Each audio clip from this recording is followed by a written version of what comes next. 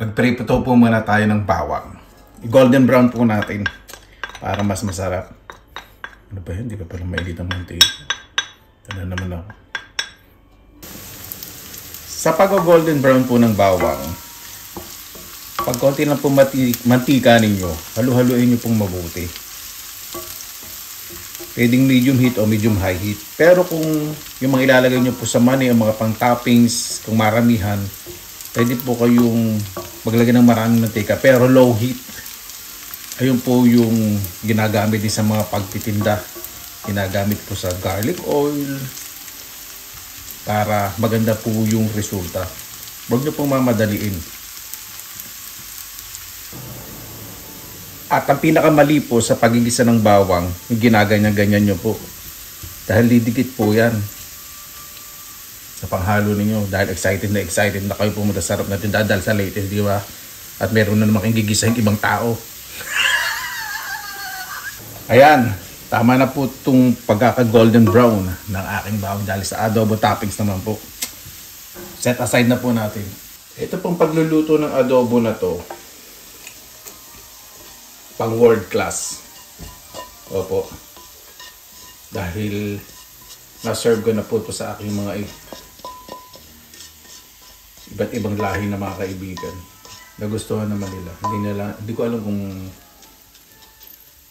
mga totoo yung sinasabi nila. O dahil na, totoo lang sila dahil bumibisita sila sa akin. Dahil alam niya na pag mababangis ng dating, lapitin ng mga tao. Okay. While our pan is still hot, so we're going to add a little bit cooking oil. At this stage of our cooking, we're going to fry a little bit the skin of our pork belly. Ako tagalogin ko na, baka mamaya maglaya sa mga nito. Pagkatapos po natin ng bawang, ito po yung time na pirituhin po natin yung balat ng ating pork belly para pag inadobo natin, hindi po sumasama yung kaluluwa ninyo pag takpan po natin yung ganito po yung humihinga para maprito ng maayos. Ako po kapisado ko na po kapag naprito na po ng maayos yung balat. Siyempre, sa iba dyan na lagi nag-adobo at hindi nakakabisado, pero kabisado yung kwento sa mga iba at may dagdag pa. O di ba, mas alam nila yung kaysa pagluluto ng ulam, ano pasarapin ng pagluluto. Saan ba tayo? Pag ganyan po, huminahon na ang bibig ko, hindi. Ang mantika, ibig sabihin po yan, o. Ay ba? Golden brown na. Ang balat. Di ba? Pwede na po tayo maglagay ng tubig. Depende po sa inyo kung gaano karami. Ito po yung kagandahan ng splatter control lid. Hindi ba? Masasala yung lalagay. Para hindi rin kayo natatakot na maghalo. So kapag quiet na siya, tanggalin nyo na to. Maglagay na kayo ng konting asin. Konti lang po para mag-release ng liquid ang lipon. Then paminta, totoo. Baka may matad, bakit kuya meron bang hindi totoo? Ang sagot ko lang po dun kapag isang botelya na kayo ng paminta at nag-uulit dinuguan yung niluluto at wala pa yung lasang paminta, yun, kayo naman magsasagot kung totoo yung paminta nyo. Yan, tapos baliktarin po natin. Di ba? Hindi mo kailangan baliktad na perfect. Ang pagluto po talaga ng adobo, kailangan po ng pasensya. Hindi po ito namamadali. Ito nga po pinakamadaling lutuin, pero kailangan ng pasensya. Di ba? Hindi yung talaka ng talaka sa harap na tindahan, tumatalsik ng laway mo. Nawala na rin yung pasensya yung kausap mo. Tapos tagal-tagal mo pang tumbukin kung ano yung kikwento mo. Sabi ni ano, hindi mo mabanggit ang pangalan. O di basta sabi ni ano, namin ko sa ganito. O di ba? Yung makapagbida ka lang. Dapat bida ka rin sa pamilya. Sarap ng luto mo, di ba? Pagkwento ka man lang sa tindahan, kahit alam naman ng buong barangay na ikaw ang pinakamarites doon. At least, alam mo naman nila, pagdating sa handaan, marunong ka magluto, o di ba? Meron kang ibibida. Pag marunong ka masalutan, at least, alam mo yung pinagagawa mo, hindi yung, alam mo yung mga pinagsasabong sa buhay na may buhay. Sandali. May nakalimutan po ako. Dahil bibigyan ko nga pala yung ibang aking Finnish friends. Lalagay po ako ng may mga laman naman.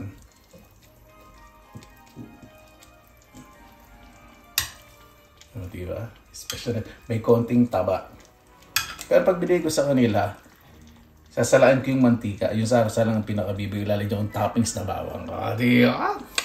Ako gusto po ito ng mga kaibigan ko. Kaya sinasabi ko, gusto nyo kasi magdala kayong karne. Ayan, kapag itsura na po ay parang namutla na parang chismosa na sinusugod ng barangay. Okay, maglagay na po tayo ng toyo. Huwag po ninyo masyadong dadami. Depende po sa inyo ganong kaalat po ang gusto po ninyo. Diba? At lagay na po natin yung kaninang pinirito po natin na bawang para lumasa. Kalahati lang po dahil yung kalahati para sa ating international na presentation. Got it? Takpan po natin para hindi mag-evaporate ang amoy ng bawang at lumasa sa karne. Meron din po akong ginawang atsuete oil. Low heat lang po at dahan-dahan. Mas maraming buto, mas maganda para mas makulay po yung mantika. Ayan! Kapag umurong na po yung laman, lagay na po tayo ng suka. Gusto ko po talaga sukang ginagamit ko po sa paggawa ng adobo. Galing po sa Pilipinas. Ay, naku na. Pakabango. Lalagay na natin ang laurel.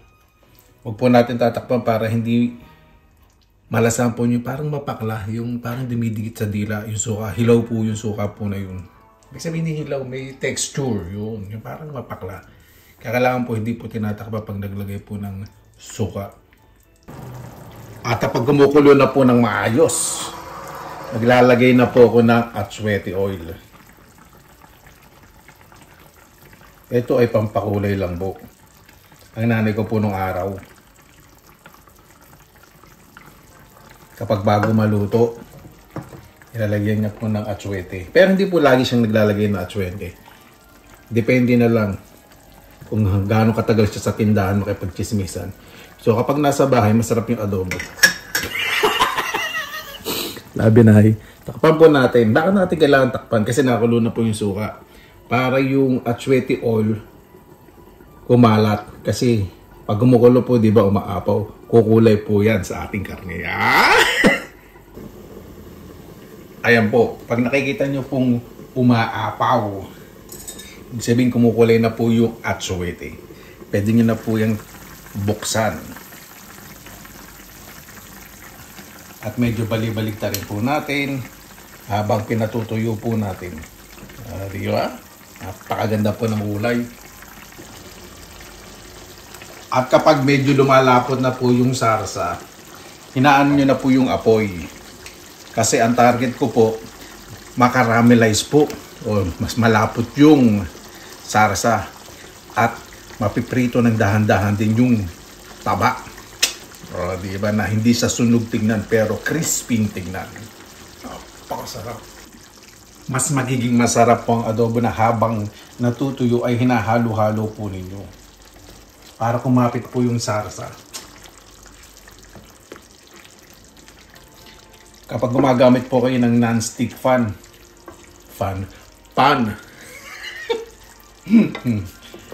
Wag po kayong gagamit ng mga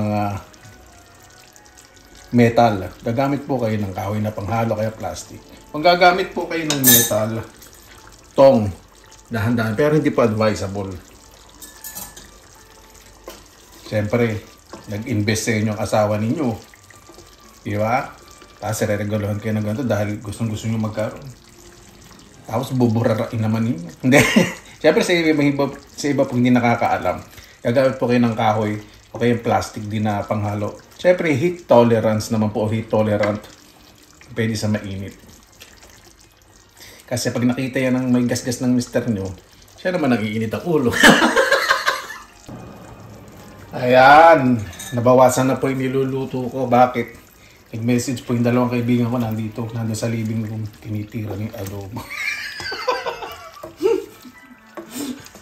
Ano po yung mga kaibigan ko talaga. Well, ito po yung sinasabi ko sa inyo, di ba? Na parang habang tumatagal at mahina yung apoy, parang pinirito yung balat at malambot na malambot. Siyempre, ginawa lang nila dito yung mga laman, natira sa akin mga taba. Hindi naman po kasi sila kumakain ng taba eh. Ano, di ba? Pagmenda po na rin sila. Konting-konti pa po para sa akin. Sa kanila kasi gusto nila ng ganyan eh, yung may resarsa. Ayan! Ito po yung sinasabi ko. Tama-tama na po sa akin to, di ba? Kapit na ito po. Nag-golden brown na. Ayan po. Perfect na po sa akin yan. Ito po yung kagandahan kapag mahina po yung apoy. O, di ba? Dahan-dahan nag-golden brown. O. Yung ating belly. At kapit na kapit ang sarsa. Perfect na adobo. Kung pag-uusapan po talaga, pambansang ulam. Para po sa akin talaga adobo. Ito po kasi yung... Ay, si baboy para social yan. Ulam na masasabi natin na Pinoy na Pinoy na makikilala tayo. Serve natin na talagang authentic. Ibig sabihin, yung lutong Pinoy na kahit saan sila pumunta, o kahit saan tayo pumunta, yung mga foreigners, serve natin sa international dish, international scene, di ba? Sasabihin nila, ay, adobo to. O, di ba? Kahit hindi sila magsalita. Kung sasali kayo sa mga contest, siyempre, sabihin nyo, it is best to serve with rice. Di ba? Mas mainam talaga na serve na talaga na may kanin. Ang ganda po na. Ito po siguro yung pinaka sosyal at masarap ang dating na naluto kong adobo po dito sa Finland. Kasi ngayon, hindi po ako nagmadali. Talagang naghintay po ako. Nakadalawang puno po ako ng pine tree. Panggato. Ayan. Yung kuryente ginamit po naman, makakaluto na po ng pang isang daang katao. Yan. Tapos, lagyan natin yung mga natuyong sauce. O, di ba?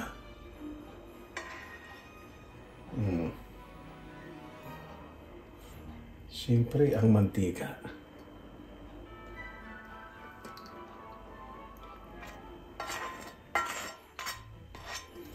Ayan. Ready na po. Kain na po tayo. Siyempre,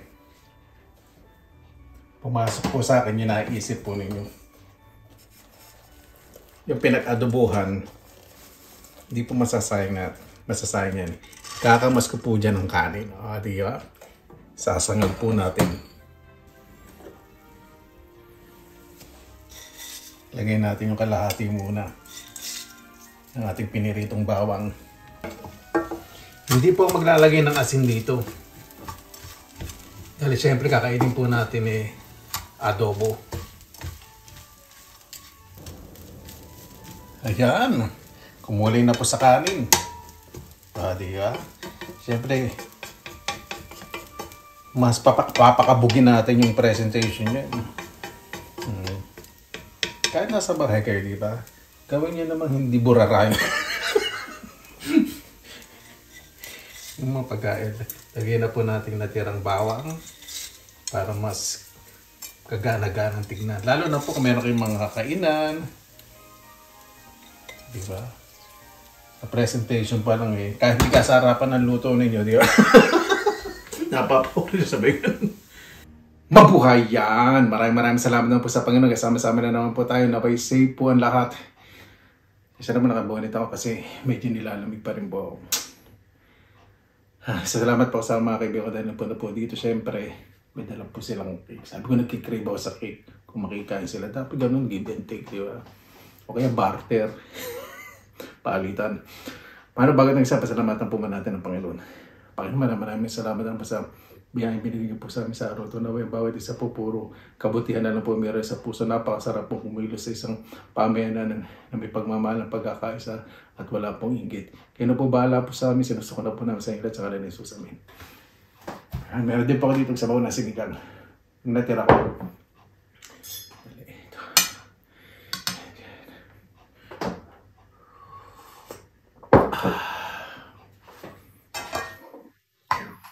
Ating sinangag itong garlic rice.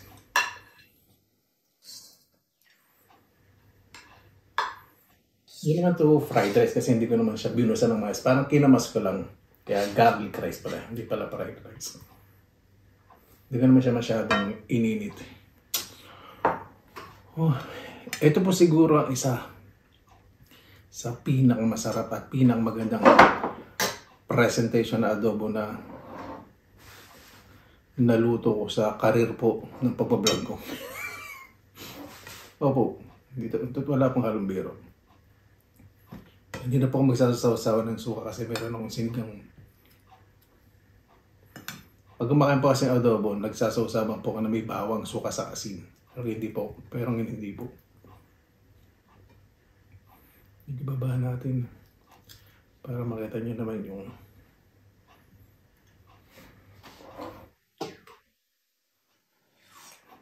napakasarap. Dali ko walang bukatsara sa sinigang.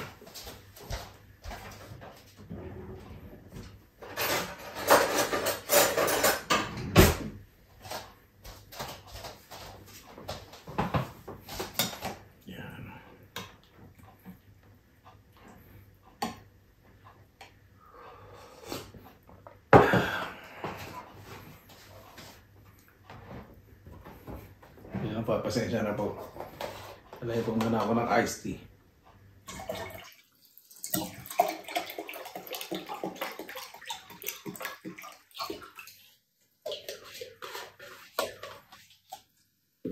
Kapisa na ba natin?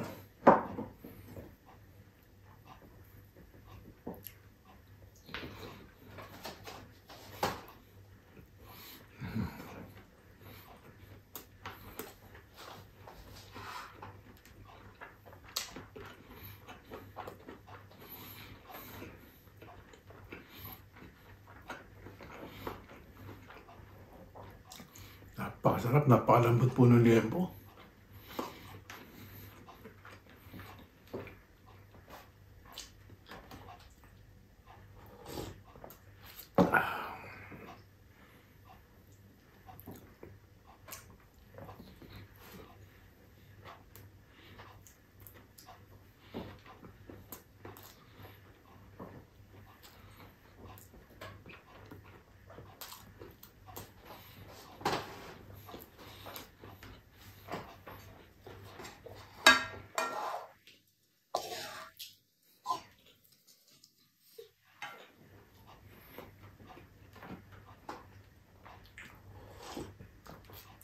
Yung bawang po may crispiness, may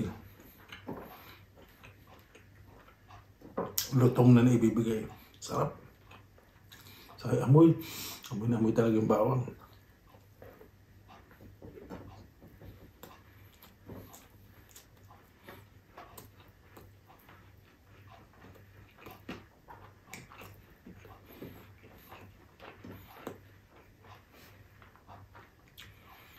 At itong kanin po natin, buhagan.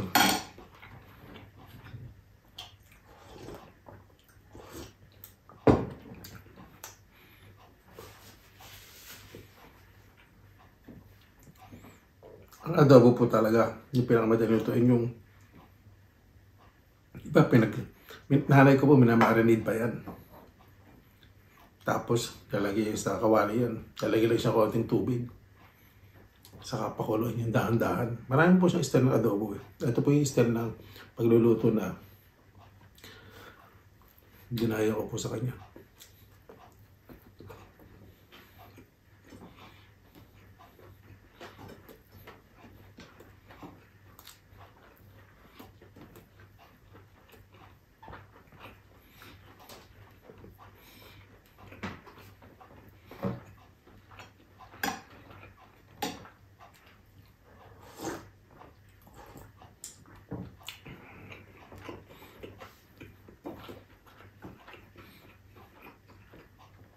Napakasarap. Ang adobo na habang tumatagal, di ba, habang iniinit, lalo sumasarap. Bakit di nga ba nasisira? Kasi sa alat, nape-preserve niya po.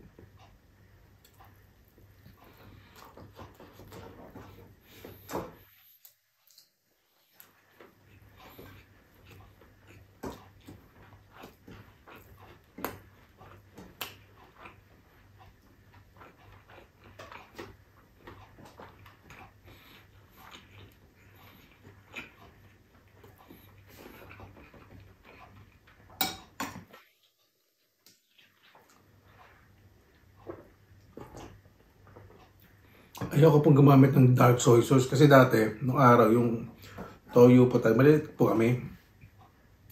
Maitim sa malinamnam po ang toyo. Kahit konti lang, napakalinamnam po sa kanin pag inulam po ninyo. Hindi po maalat. Ngayon hindi po. Natatakot pong bumili ng dark soy sauce kasi lalagay na kayo para wala pang lasa. Di ba? Baka inisip ko baka may food coloring na lang.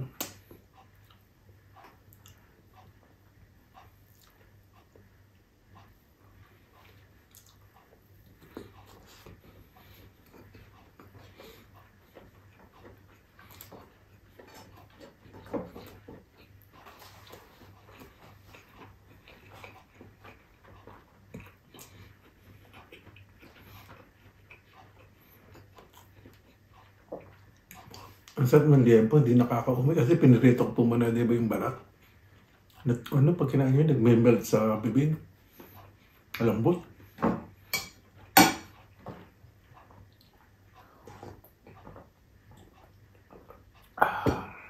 At tama-tamang may sabaw.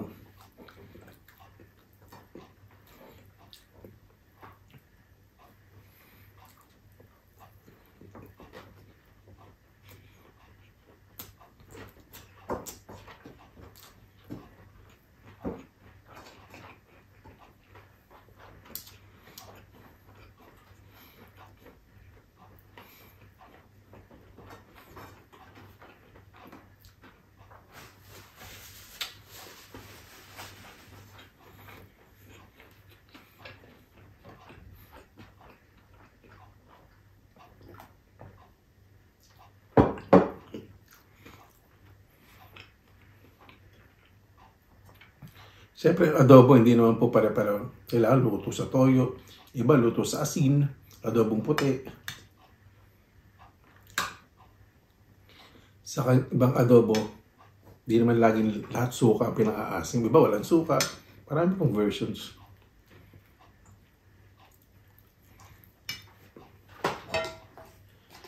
Sabi ito, ano? Buhagag na buhagag kasi ito eh. Kanin, basmati po. Basmati rice.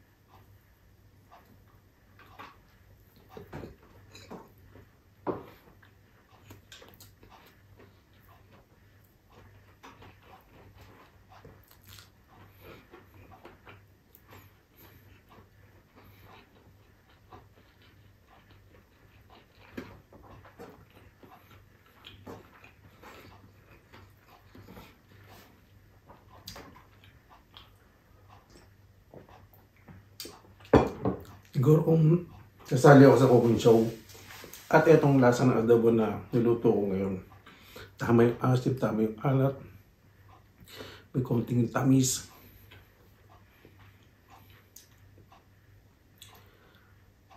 Panalo po ito. Tapos may side dish ko yun, ano?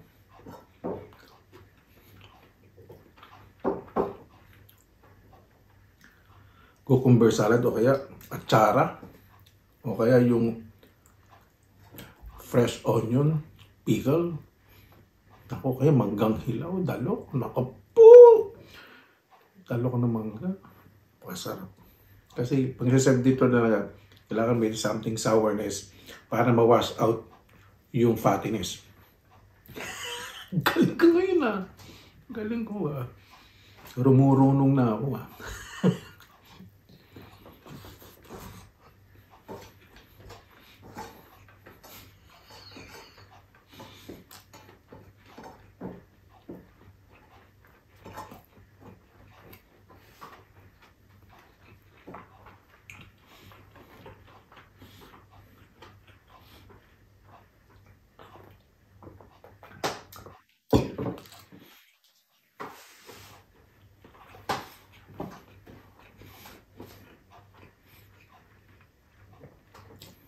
Ito po kasi adobo, isa sa pinakatipid na pagluluto.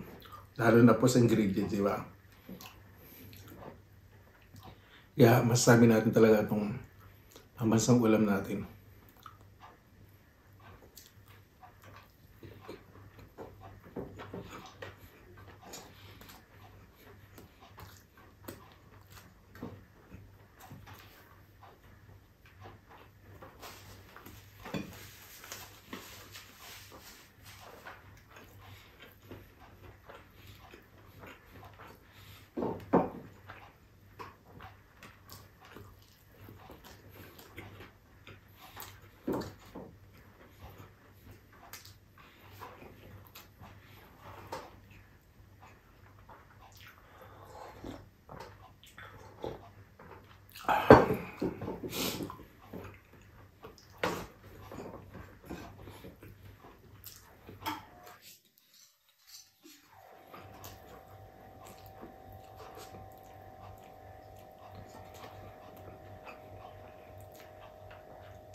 Hindi pa po tayo tapos. Sabi ko lang po itong yan. Sabi ko lang po sa lababo itong plato. Dahil may po tayong cake.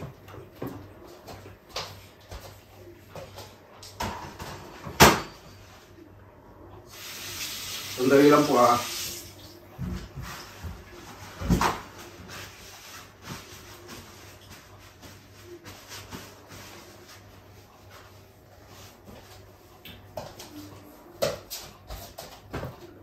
Meron ako ditong tiyaan.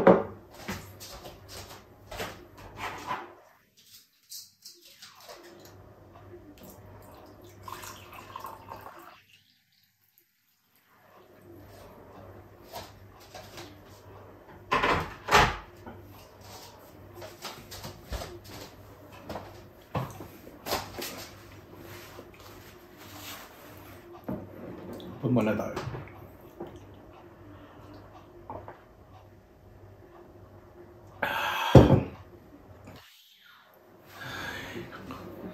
Napakasarap.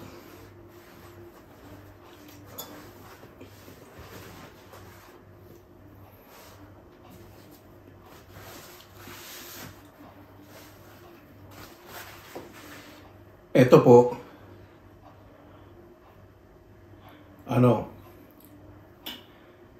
raspberry cake. Finnish style. Hindi po siya masyadong matamis. At ito naman, chocolate, pure milk chocolate. Rolled cake. Finnish cake. Hindi na po masyadong matamis. Napakasarap po na makikita. Tsaka yung cream po nila. Winner na winner po talaga.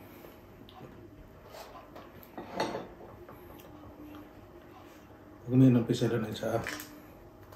Minsan hindi nila tinatanggal itong yun. Iniikot nila sa hawakan. Ito pala tapos sa inyo. Creamy, smooth. Hindi siya crumbly. Perfect.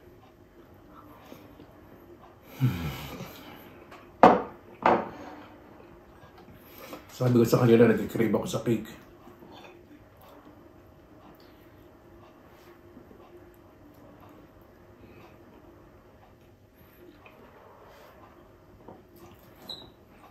Sarap naman ito. Yung cheesecake.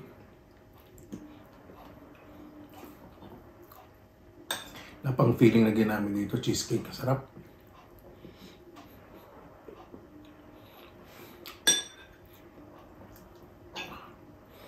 Blueberry at raspberry pala to. May halong blueberry. Ano po? Hindi pala ito raspberry. Sorry. Blueberry po pala. Sorry.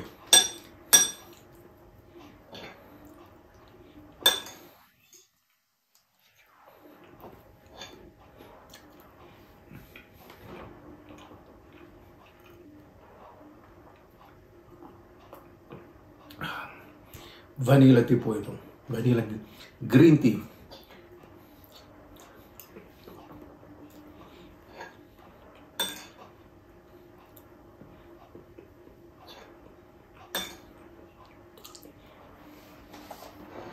Kalahati titira ko. Para bukas ng umaga, meron ang pag-almusal.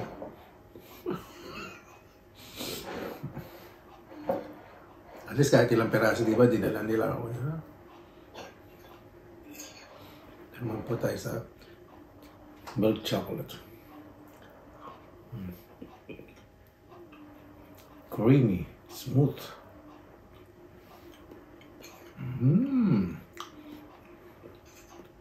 Hindi talaga siya masyado matamis. Sarap.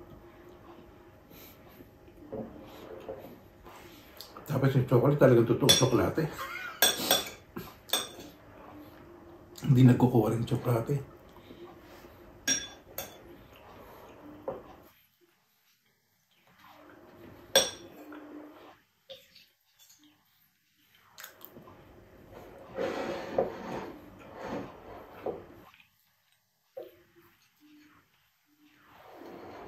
Ako rin yung kalahati.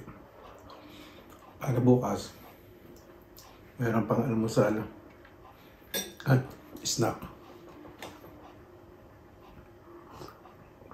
Hindi po ako fan talaga ng mga matatamis. Pero yung nagtrabaho po ako dati sa isang kilalang bakery sa Pilipinas. Nagsawa rin po sa mga lasa ng cake. Natikman ko po yung mga premium cakes. Pero ito kasi iba po yung gamit po nila. Yung pagtimpla po nila, hindi po masyadong matamis. Kaya nagugustuhan ko po yung cake po dito. Hindi po ulit siya nasabi na sa Pilipinas, oh, mas better. Hindi. Marami na masarap na cake sa Pilipinas. Katulad sa isang cake sa kapag may mango nun, may mango na cake. Gusto ko po yun. Saka yung may yema. Gusto ko po yun.